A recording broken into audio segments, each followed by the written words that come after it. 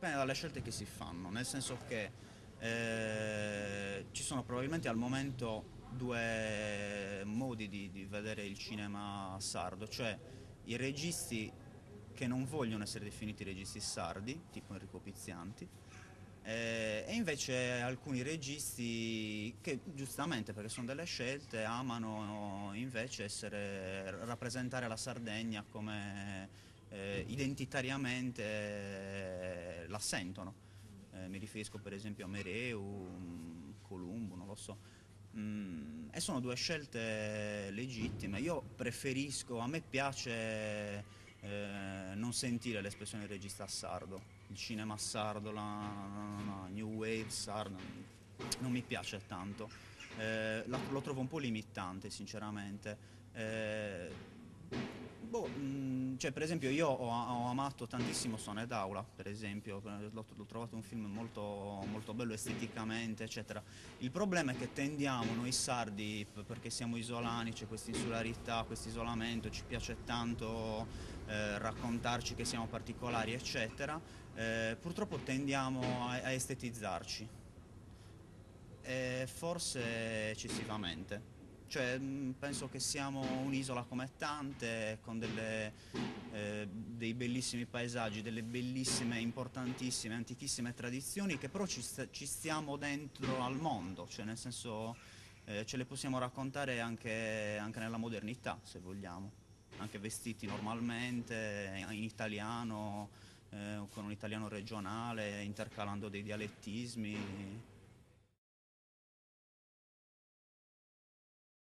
Io spazio molto, mi piace tantissimo il cinema americano, quindi i fratelli Coen, Wes Anderson, e poi mi piacciono dal punto di vista attoriale, ma in generale mi piacciono molto gli attori che si prendono poco sul serio, che, che buttano via il personaggio, cioè che lo lasciano, che vanno per sottrazione, nel poco, che ne so, Tony Servillo,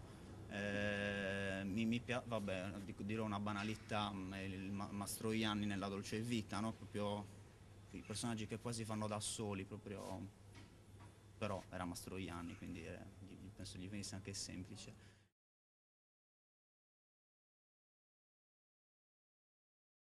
Poi sono appunto riuscito a infilarmi in questo progetto, eh, oltre che grande, perché è una grande produzione, importante, perché 20 sigarette, vabbè, è una sceneggiatura tratta dal libro 20 sigarette a Nassiria, scritto da Aureliano Amadei e Francesco Trento, se non sbaglio, da cui appunto Amadei ha estratto la sceneggiatura e la particolarità è che oltre che essere l'autore del libro e del film è anche il protagonista della storia, nel senso che lui si è trovato ad andare in Iraq per seguire un suo amico regista che aveva un progetto di girare un film in Iraq con i militari che erano in missione, e si è trovato casualmente il giorno dopo che è arrivato in Iraq a Nassiriya pochi minuti prima che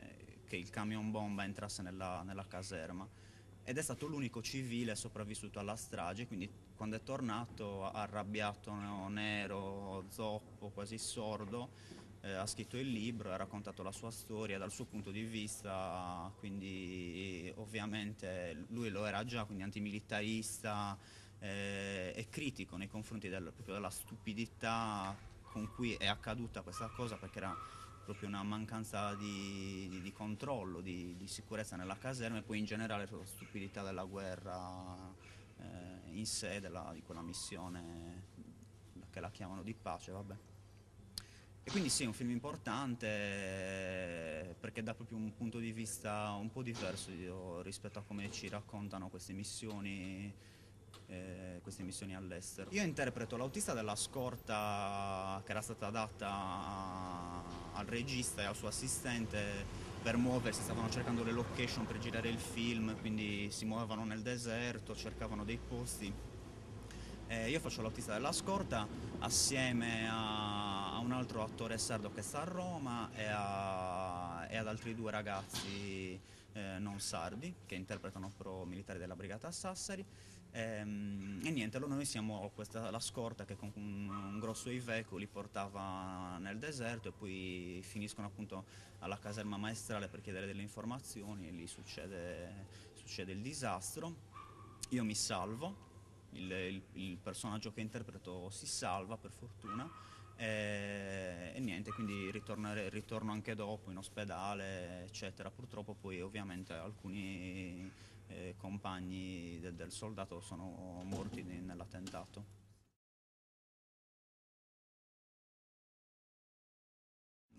Diciamo le scene di esterno nel deserto sono girate nel deserto marocchino, quindi ai bordi orientali del Sahara.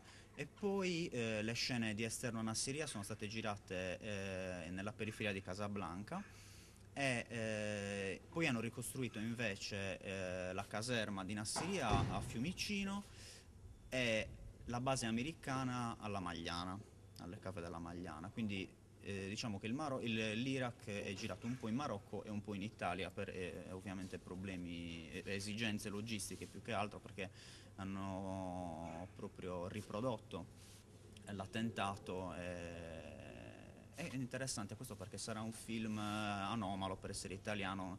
La scena dell'attentato, a parte che sarà bella lunga, e poi è proprio molto americana, molto dinamica, d'azione, esplosioni. Io vorrei continuare a recitare e infatti probabilmente andrò a Roma perché purtroppo bisogna star là, non c'è scampo.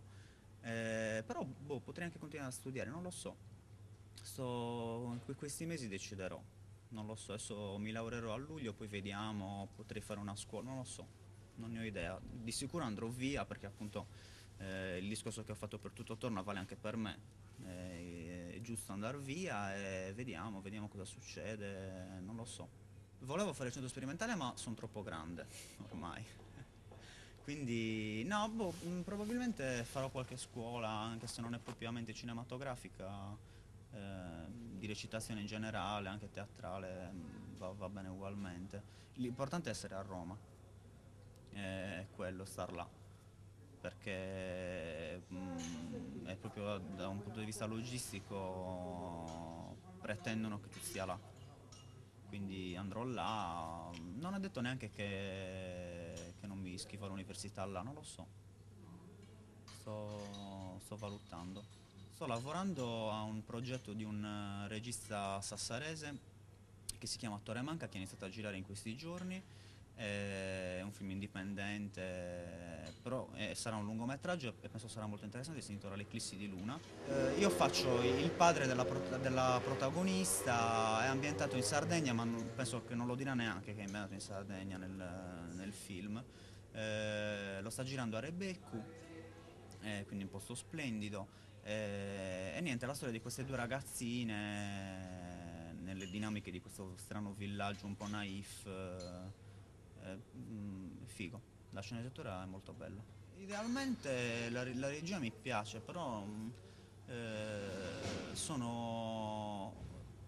Io credo che per ogni cosa si debba innanzitutto studiare, quindi mi piace idealmente la regia perché è bello, nel senso l'idea di lavorare con le immagini, eccetera, mi piace, però non ne sono capace, quindi non mi ci cimenterei neanche, sinceramente. La scrittura...